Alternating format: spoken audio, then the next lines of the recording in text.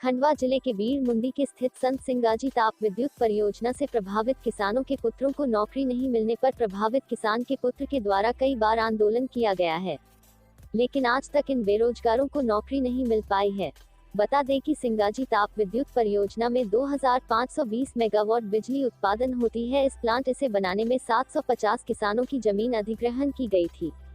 उस दौरान Madhya Pradesh power generating company के द्वारा किसान को आश्वासन दिया था, एक परिवार के एक पुत्रों को नौकरी दी जाएगी, लेकिन मध्य प्रदेश और जनरेटिंग कंपनी के द्वारा नई नीति लागू की गई थी कि जिस युवक को अनुदान दिया गया है उसे नौकरी नहीं दी जाएगी। इसको लेकर परियोजना के मेन गेट पर किसान के लगभग 100 से अधिक पुत्र धरना प्रदर्शन दे रहे हैं। वहीं मध्य प्रदेश सरकार के नारेबाजी भी लगा रहे हैं।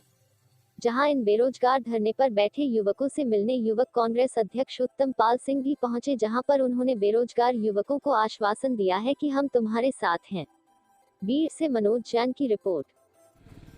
Madhya Pradesh power generating company द्वारा जब ये थर्मल पावर की शुरुआत की गई थी, उस समय कहा गया था कि प्रत्येक किसान जिसकी ज़मीन गई है, घर से एक बच्चे को नौकरी दी जाएगी। पर लगभग ये चालू होने को तो 4-5 साल हो गए हैं और ये किसान के जो बच्चे हैं अभी घूम रहे हैं। कोई जब इनके प्रिंसिपल सेक्रेटरी आते हैं तो उनकी गाड़ी के सामने कोई लेटा है।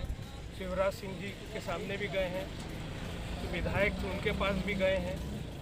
तमाम पूरी दुनिया में सब घूम चुके हैं, आखिर में परेशान होकर धरने पे बैठे हैं। मैं पूछना चाहता हूँ माननीय शिवराज सिंह जी से, आप किसान पुत्र की आप बात करते हो, तो ये थर्मल पावर में इतने दिनों से ये किसान पुत्र बैठे हैं तो उनकी सूद क्यों नहीं ली गई?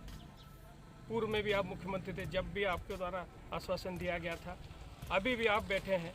तो इसका जल्द से जल्द हल होना चाहिए। इनने अपनी माँ अपनी ज़मीन दी है तो इनको हक मिलना चाहिए। इनने कोई नाजायज़ अपनी मांग नहीं मांग रहे। वो कहते हैं थर्मल पावर वाले कि हमने अनुदान दे दिया है। अरे भाई, एक फॉर्मेलिटी के हिसाब से आपने दे दिया उनको, परंतु इनका हक है। थर्मल अपने इंदिरा सागर में भी लोगों की ज़मीन गई है, उसमें भी लोगों को अनुदान दिए हैं, तो उसका मतलब ये थोड़ी कि उनका हक छीन लिया जाए।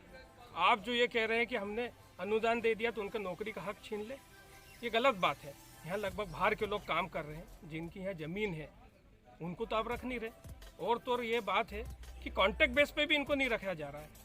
लगभग 2 से 3 हज़ार लोग काम कर रहे हैं। जब तक इनका निराकरण नहीं होता, कॉन्ट्रैक्ट बेस पे तो इनको रखा जाए, इतना हक तो इनका बनता है। इसको लेकर कांग्रेस क्या कदम उठाएगी?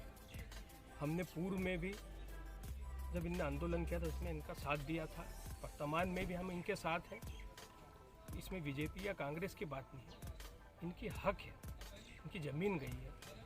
अगर ये ज़मीन नहीं जाती तो आज अगर मध्य प्रदेश में बिजली मिल रही है, इन लोगों के बलिदान के कारण मिल रही है।